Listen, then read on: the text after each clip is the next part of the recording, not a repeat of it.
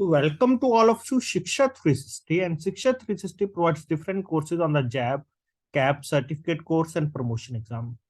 So let's start. And our today's topic, that is bank guarantee.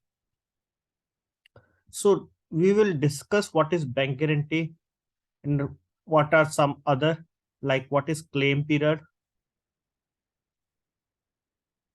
what is FMS.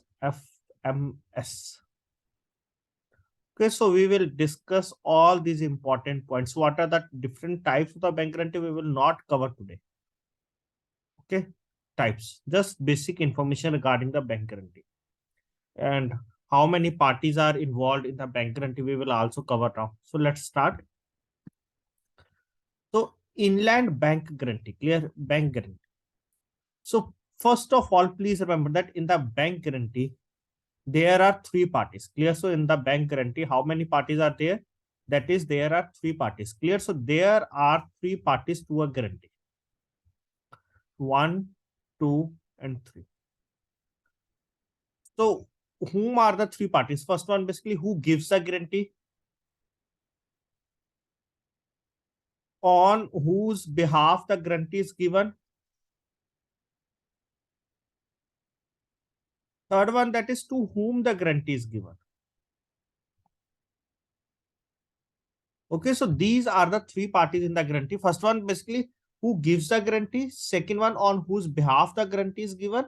Third one, basically, to whom the guarantee is given. These are the three parties in the bank guarantee. So now let's discuss in technical words what are their names. So there are three parties to a guarantee. First one, that is the person who gives a guarantee. This one, it is called as the surety or guarantor. Like here, that is the, if the bank is given the guarantee, then it is guarantor, that is bank. If the customer is not able to pay the amount, then it is to be paid by the bank. Okay. So guarantee will be backed by some of the security, clear, because if the bank has to pay the amount, so they will take the security from the customer also, clear. That is, in the case of the default, they will utilize that. Okay. So first point, that is the person who gives the guarantee, it is called the surety or the guarantor, clear. Please remember that. Who is called the surety or guarantor? That is the person who gives the guarantee. It is called the surety or the guarantor. Next one, to who, on whose behalf the guarantee is given. The person on whose behalf the guarantee is given, it is called the principal debtor, clear. The person on whose behalf the guarantee is to be given, it is called the principal debtor.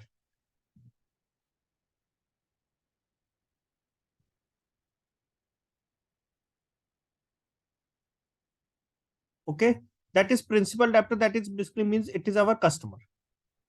And the person in whose favor the guarantee is given. Third one, that is to whom the guarantee is given. And the person in whose favor the guarantee is given, it is called the creditor or the beneficiary, clear. And the person in whose behalf the guarantee is to be given, that person, it is to be called as the creditor or beneficiary, clear. That person, it is to be called as the creditor or beneficiary.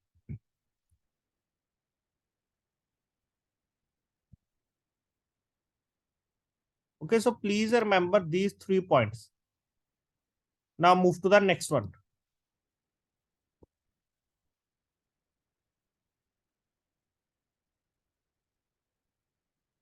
The liability of the surety or the guarantor. The liability of the surety or the guarantor is coextensive with that of the principal debtor. Clear? The liability of the surety or guarantor is coextensive with that of the principal debtor, unless it is otherwise provided in the agreement of guarantee itself. Clear? So how much that person is liable, it depends. If there is any specification, it is available in the agreement of guarantee. Otherwise, it is general. Okay, that is this. That is, the liability of the surety or guarantor is coextensive with that of the principal debtor, unless it is otherwise provided in the agreement of guarantee itself. Clear? Unless it is provided in the agreement of guarantee itself. Now move to the another point. What is advance payment guarantee and what is automatic renewable clause? So there are some specific clause in the bank guarantee also that plays an important role. So before moving that, first of all, we have to discuss what is advance payment guarantee. Advance payment guarantee. So what is advance payment guarantee? That is, advance payment guarantees are issued where the parties, that is the principal borrower. Clear? Advance payment guarantees are issued where the parties, that is the principal borrowers, seek advance payment, that is want advance payment from their principals. Clear? Advance payment guarantees are issued where the parties, that is principal borrowers, seek advance payment from their principals to meet part of the expenses for execution of the contract. Clear? To meet part of the expenses for the execution of the contract, or to meet a part of the working capital requirements. Clear? Or to meet a part of the working capital requirements. So for that, the advance which is required, that is comes under the advance payment guarantee. Clear? So advance payment guarantees are issued where the parties, that is the principal borrowers, seek advance payment. Clear? Seek advance payment from their principals. Clear? Seek advance payment from their principals to meet the part of the expenses. Clear? To meet the part of the expenses for the execution of contracts. Clear? For the execution of the contracts, or to meet a part of the working capital requirements. Clear? Or to meet a part of the working capital requirements. So what is the time period of the guarantee? Clear? What is the time period of the guarantee? Like one time, I think they will ask in the promotion exam question, this type of question. Like, what is the maximum time period of the fixed deposit? Clear? Can anyone tell what is the maximum time period? What is the maximum time period of the fixed deposit? If anyone know.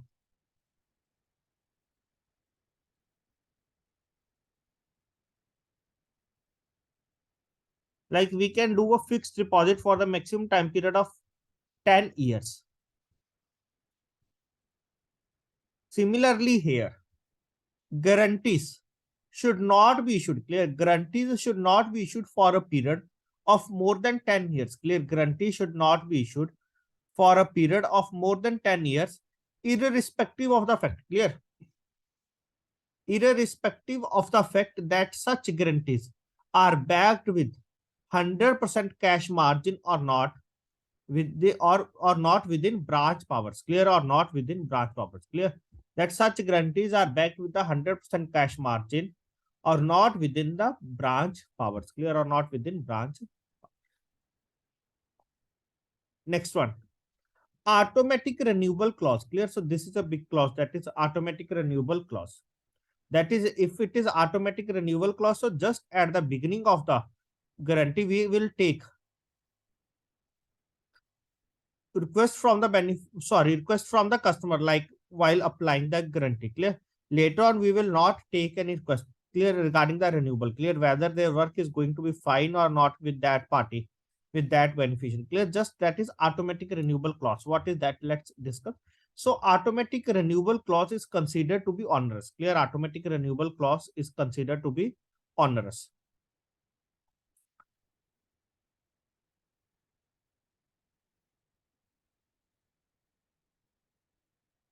Onerous can any, like, it is basically, it is very difficult,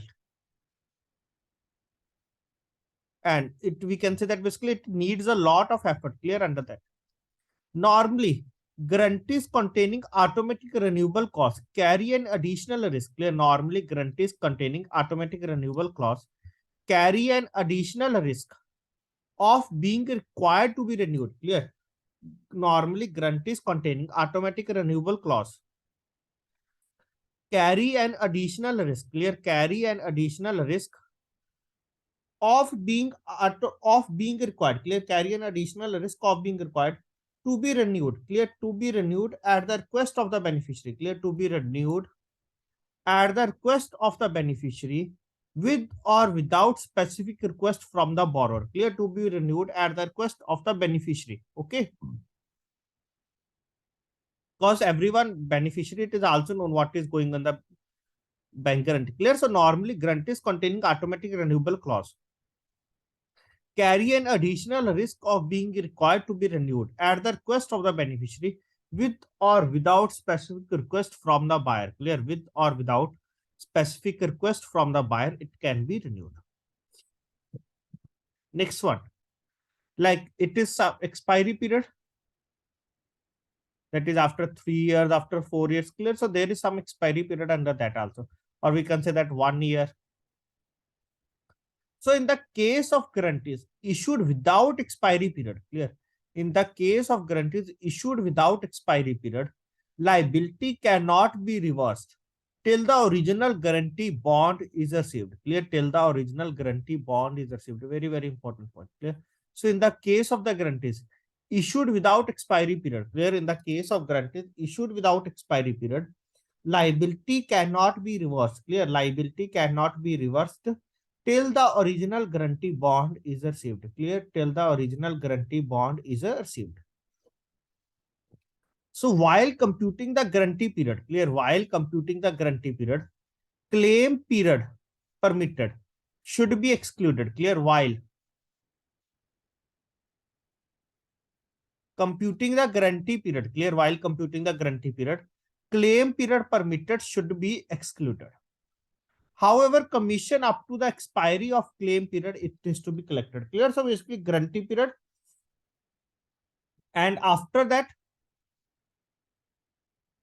there is claim period also. Clear, guarantee period plus claim period.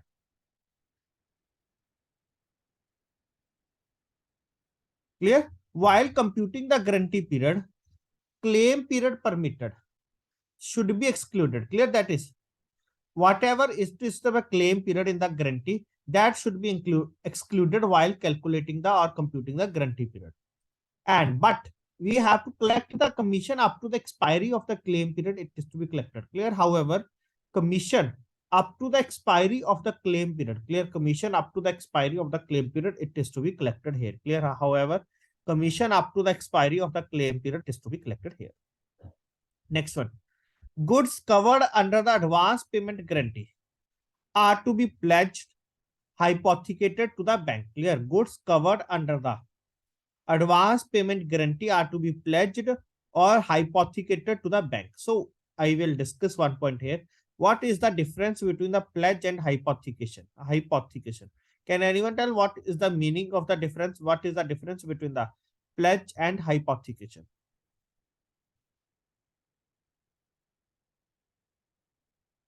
First similarity in both is that is like here, if it is like we can say it as gold ornaments. So the owner, it is the borrower. Clear, the owner, it is the borrower here. Owner, it is the borrower. Like here, I will take one example like car. Owner, it is the borrower.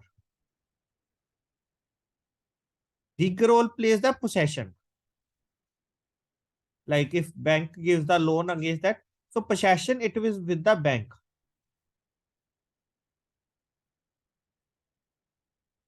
Here possession with the borrower, but owner, actual owner, it is the borrower, but car, it is in the name of the bank till the loan is to be repaid. Clear, till the loan it is to be repaid. Clear, that is, it means that it is to be financed by the bank. Clear, it is to be financed by the bank. Clear. So they have liability on that. Clear, that first right on that vehicle, it is of the bank in case the borrower defaults. So goods covered under the advance payment guarantee are to be pledged or hypothecated to the bank. Further guidelines relating to the KCC, OCC apply, like insurance, stock, verification, etc. Clear?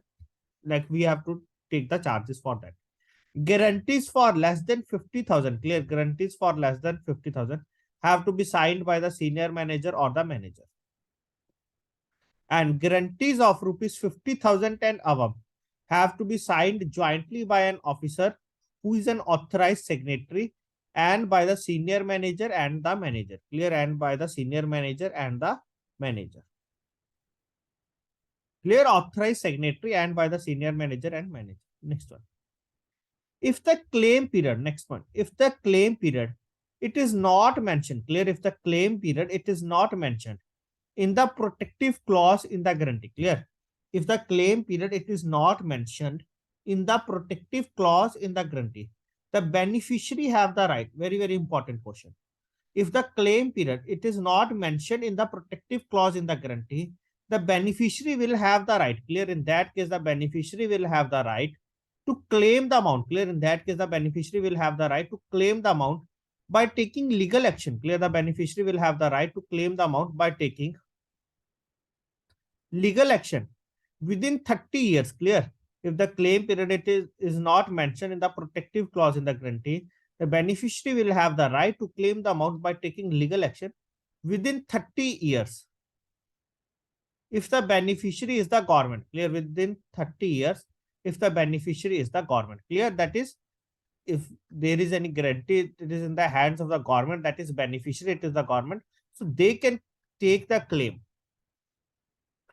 by taking going through the legal process even after 30, basically within 30 years, clear, within 30 years of the guarantee, clear, within 30 years of the guarantee. Okay. Next one, claim period, it is a time. What is the meaning of the claim period here? Clear, what is the meaning of the claim period? Claim period, basically it is the time that the beneficiary is permitted after the expiry of the period of the guarantee. Clear, that is, what is the meaning of the claim period? Basically it is the time that the beneficiary is permitted after the expiry of the period of the guarantee. Clear, claim period, it is the time that the beneficiary is permitted after the expiry of the period of the guarantee to demand payment from the guarantor bank.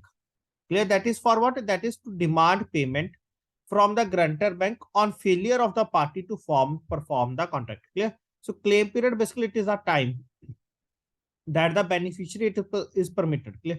Claim period, it is the time that the beneficiary is permitted after the expiry of the period of the guarantee. Clear, after the expiry of the period of the guarantee to demand the payment. Clear, to demand the payment from the guarantor bank. Clear, for what? To demand the payment from the guarantor bank on failure of the party to perform the contract. Clear, to demand the payment from the guarantor bank on failure of the party to perform the contract. Clear, on failure of the party to perform the contract.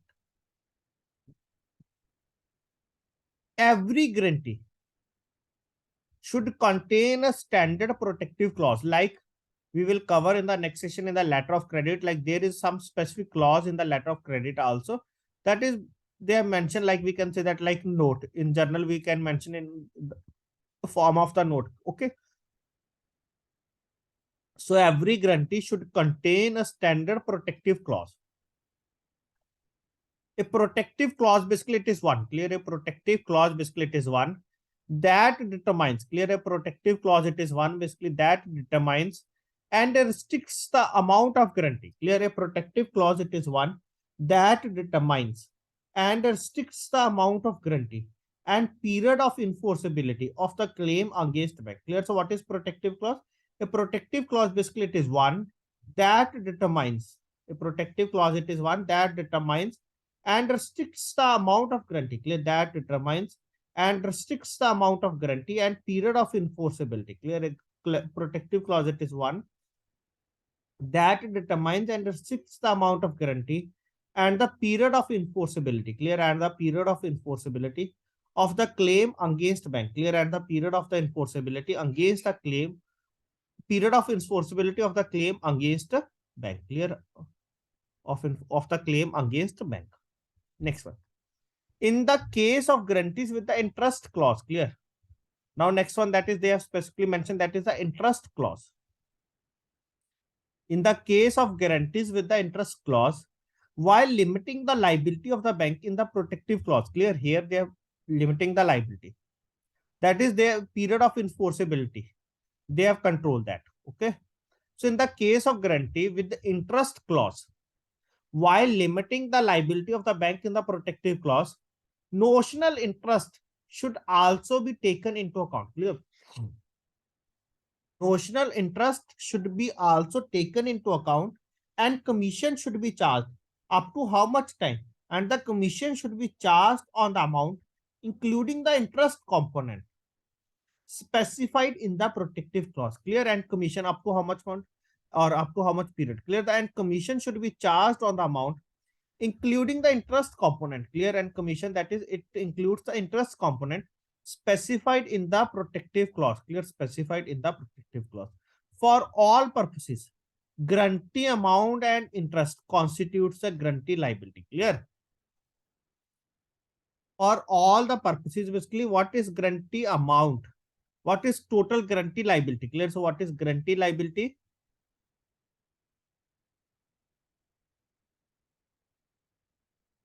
It constitutes a guarantee amount plus interest. Clear? Guarantee amount plus interest, basically it is present under the guarantee liability. Clear? It is present under the guarantee liability. Next one. Where the branches are issuing guarantees. Clear? Where the branches are issuing guarantees in the format which was earlier approved branches. Which was earlier approved. Which was earlier approved. Branches need not again seek approval if there is no change in the format of guarantee to be issued. Clear? If there is no change. If there is a change, so they will have to take the rectification for that. Just they have to take the updation of that. Okay. Like recently, you are aware that basically there is a change in the locker agreement. Clear? There is a change in the locker agreement by the RBI. So what they have to do as per the RBI guidelines, every bank has to update the locker agreement. Clear? Has to update the locker agreement. And that new agreement will be applicable from the 1st January onwards. Clear? 1st January 2023 onwards, that will be applicable. Clear? Old locker agreement has not any important role now. From that, they will have to execute the new agreement as per the guidelines.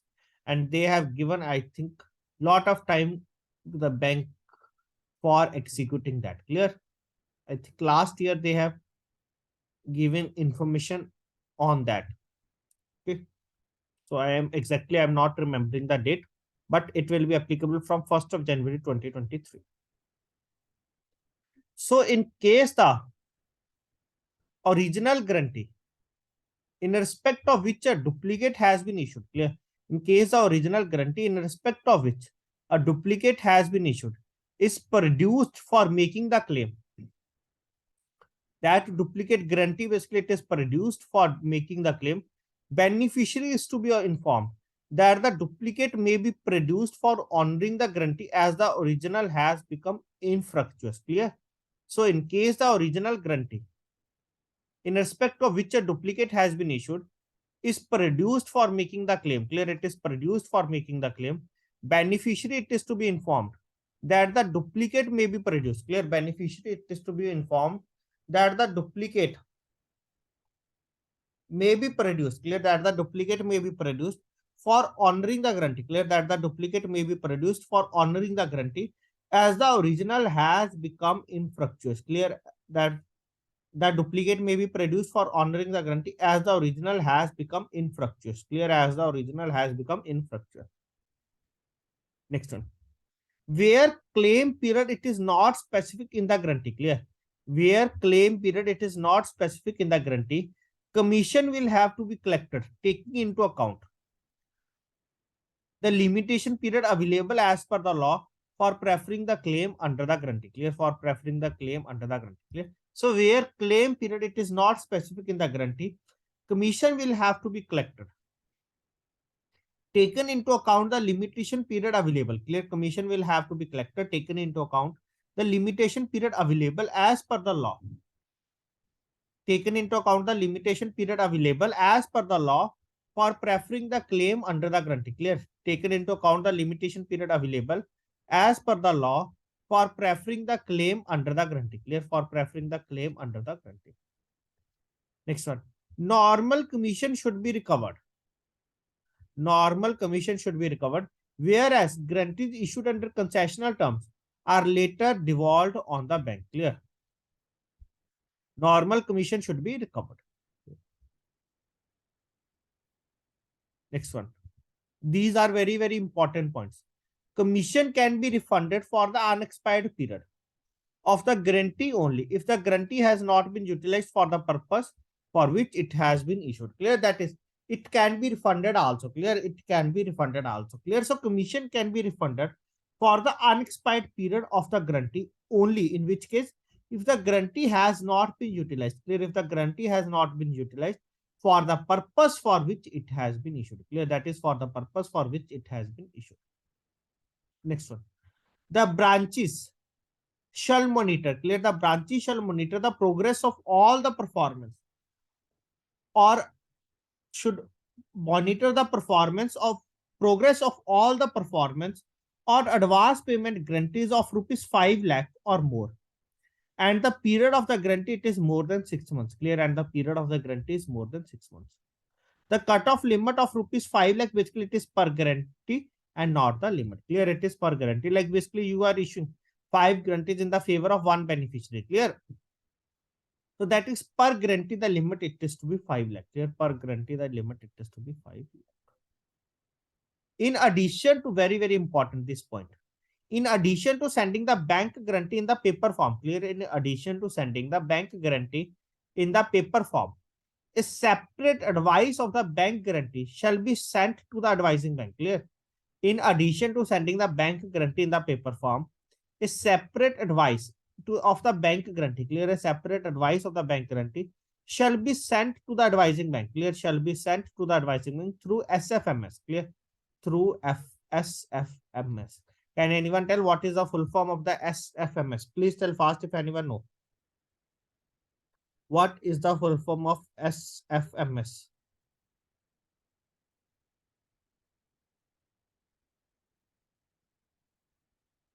Please tell fast.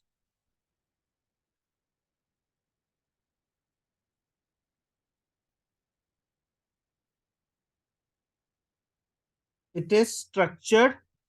We will write here. Structured financial messaging solution.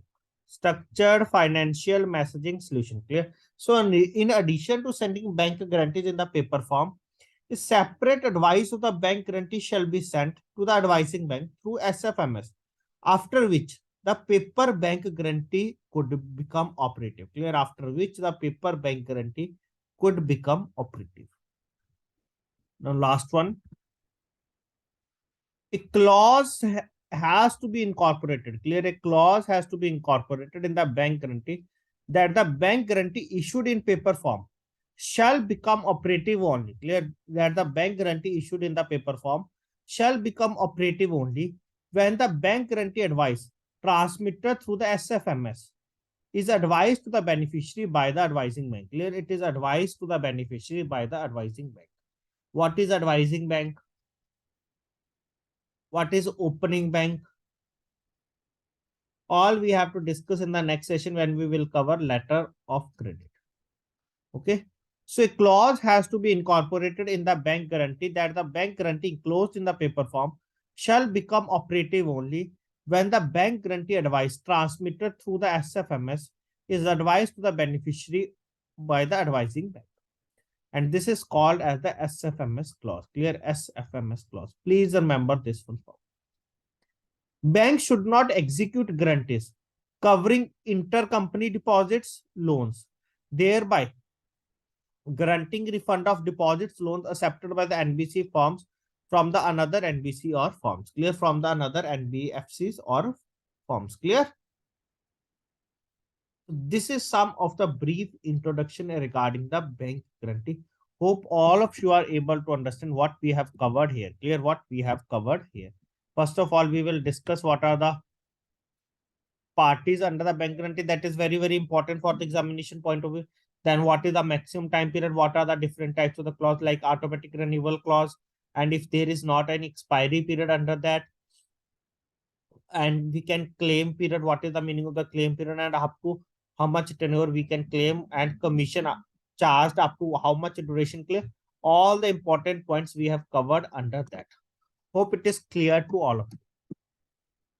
So if you have any doubt, any query, then you can ask your doubt. And thanks to all of you for joining this session. And if you like the content, please share with your friends also.